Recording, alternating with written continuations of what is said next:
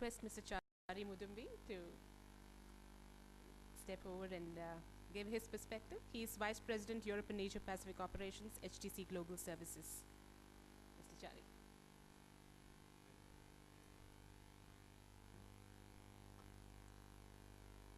Thank you, Sandhya.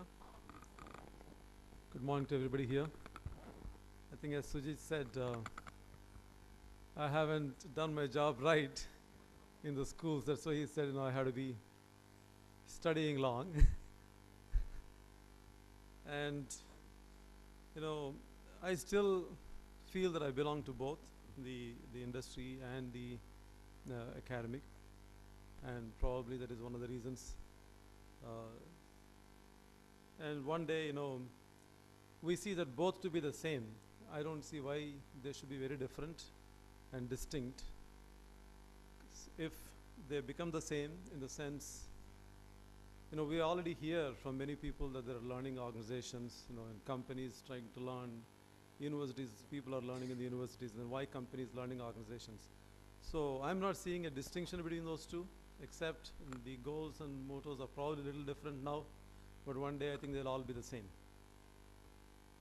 So anyway, to tell you frankly, I'm very nervous today to speak in front of you all and with everybody here, eminent speakers in their field. More important than speakers, the people have done a lot of work and research, and they themselves built companies, more than one, some, etc. But I will try in my own fashion, out of my own experience. I moved back from the US in 1994. I used to work as an individual programmer, DBA, whatnot, everything that you're all familiar with for some time.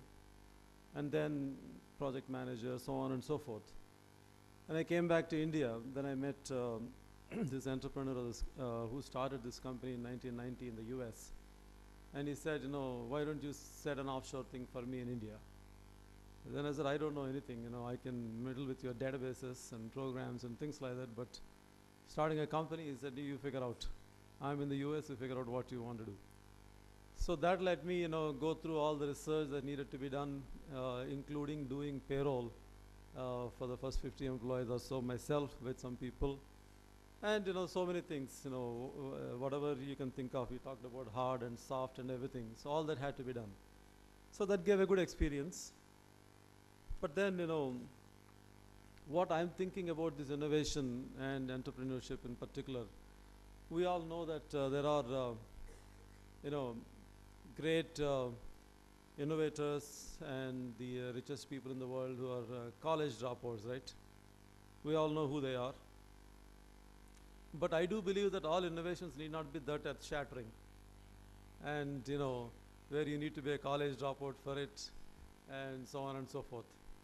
So the normal people like us, and like you all, and many of you here, and many of you are not here today, should be able to do it, have been doing it, and will continue to do it. So we do need good schools and colleges. Even if you want to drop out, we need them, right?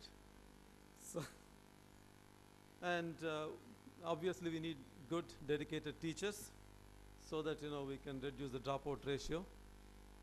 If you're interested in the college, you'll never get out of it. The classes, you'll never get out of it. And we need the students. Students are always there because the population is growing. And we need them, we need them with their eagerness to learn all the time. And more importantly, which we all, say that, we are very good at our country, etc. A good value system is essential for innovation and growth to be sustained. Otherwise, you can innovate so many things, and those innovations can lead to disasters, and you'll feel happy about it. I have done it. There are movies, not only movies, in real life also. So we have been good absorbers of whatever happens, for centuries. For instance, we absorbed the British, their language. We improved it, improvised it, we made it our own. And we are absorbing the cultures, values, or a lack of those, whatever you want to call it. We embrace in the fast food culture, pizzas, we are absorbing. I don't know whether you are digesting or not, but we are absorbing. And we see there are more divorces in India today than in the past. it's very sickening and saddening because I go to the office and I feel somebody not there and they say, what happened? You know, he's going through troubles. What troubles may I know? You know, this. And, you know, we never heard of those kind of things in the past. So, and I'm hearing from my kids and also the kids around that there is alcoholism, there are drugs, and there are so many unmentionable things that happen in schools and colleges. But here we are, you know, whenever we go and talk, we say our cultures are great, value system, etc., etc. But you know, the roots are still there, they're very strong. Our culture and value system, they're deep rooted, they're very strong. But if we all do not pay attention, and if we all do not try to preserve and nurture, it doesn't take long for them to disappear. And once they disappear, then probably that is when we call it progress. I don't know what it is.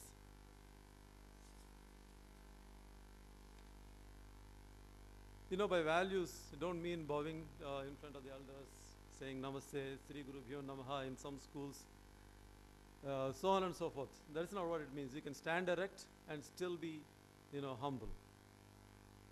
So humility is the most important value of the value systems that we need to have. As I said, humility doesn't mean, you know, all these things that we show off. But then how do you get this humility? I think Bhartrhari in his Subhashitas has given an answer to this. Vidya dadati vinayam. Vidya, the education or the knowledge, confers on us humility. And then vinayat yati patratam. That humility makes us deserving. Deserving of what? I mean, he goes on saying dhanam, that money, and so on and so forth. But I would like to stop with these two sentences that makes us deserving of more and more knowledge, higher knowledge. Higher knowledge and hence the higher humility, so on and so forth, till the time you take it to the ultimate. So that is what the humility gives us. Then what is the second most important value we need to have is honesty. Honest to who? To myself. All the values we talk about are to ourselves, but not, we are not talking about others here. Everybody talks about the values to them, for themselves, and then the value system grows. So I should be honest to myself on what my capabilities are, what my drawbacks are, shortcomings are, so that I can improve. And of course, simplicity is another most important value system. It's very easy to talk about, but very difficult to implement. Being simple in the solutions that we provide, in what we interact, in what we write, what we program. If many of you are programmers here, I'm not sure. So we have to look at all this very deeply. It's very difficult to, you know, it's very easy to play complex ragas, make it very look complex, but then it's very easy, very difficult to make it look simple and say, even I can do this, though we may not be able to do it. So live in tune with nature. That's what the simplicity gives. So these three are the most important value systems: humility, honesty, and simplicity. And I think these are the, what you call, three different facets of the principle, the ultimate principle called truth. So for innovation to take off, we need inspiring teachers. Teachers who can ignite our minds and make the sparks grow into flames. There are good number of teachers, numerous teachers have been, they're still there, dedicated teachers in our country. And the need is ever growing, because the demand is always there and is outgrowing the availability of the supply. I could say Professor C.R.M. Smuthakrishnan is my favorite teacher. Professor H.N. Mahabla, he gave a speech in 1981, a public speech in a Kalyana Mandapam in Raja Annamalapuram here, where he spoke of how the computers are going to be used at homes. And those days the PCs were not known. Probably IIT had only one PC, our department. And some PCs are coming up in Chennai like Osborne and things like that. So many of what he talked, I mean, it took at least almost 3 decades to realize many of those things that he talked, and still certain things are coming up. They're coming to the light now. He is a visionary. I call him a storehouse of, future inventions. So we had inspiring lectures from him. Almost every class was like that Kalyana Mandapam speech that he gave. So of course for our exams we had to study separately and pass them. So he had, he was a very tough examiner too. So in the context of information technology, ICT, what you call communications and technology, most companies in India are, service-based companies, though there are a few products here and there. So we do innovate in services, how to deliver them better in project management processes, development processes, de-skilling, we call it. And on the one hand, we are saying unless you have a skill, you cannot innovate. But we say we want to de-skill in order to innovate and drive the prices lower. So all these are happening. But then, we are a little short in producing products that the world can accept. To begin with, our country can accept, use them, and then probably take it to the world at a later time. So I think that calls for a lot of work, a lot of thinking, not a regular support and maintenance, few hours and rest of the hours chit-chatting on Yahoo, because support and maintenance jobs in most companies are only few hours. And though they will for 8 hours, including my company I'm talking about. So that requires and calls for a different mindset totally, and where, people within the organizations have to have the stomach for it, because it calls for investments from within the organizations, development of products, bringing them to light and getting them implemented and propagating them, be it in the ERPs or mobile space or any other space for that matter, CRM, so on and so forth. Or totally outside of business applications, dealing with the ones that touch the life of most people. So any of these require investment, work, etc. There are many companies that are doing it, but we need a whole lot more to be done in that aspect.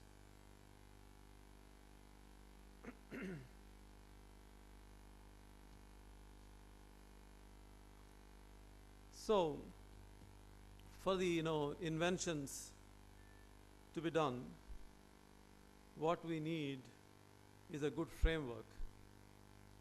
And what that framework, according to me, is good educational system.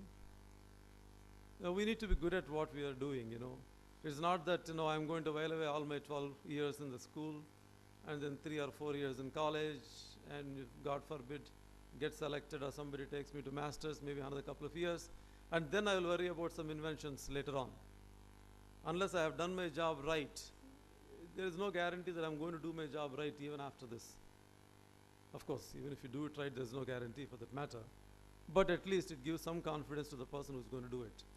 So a good education system and, inspirational teachers, as we talked about, value system, and the mindset to what you call promote those values and talk about those values among the students, by the teachers, because we see, even when I was in school, if you are 10 of our students sitting and talking together, somebody goes off something else and talks something against the value system that everybody believed what the values are at that point in time.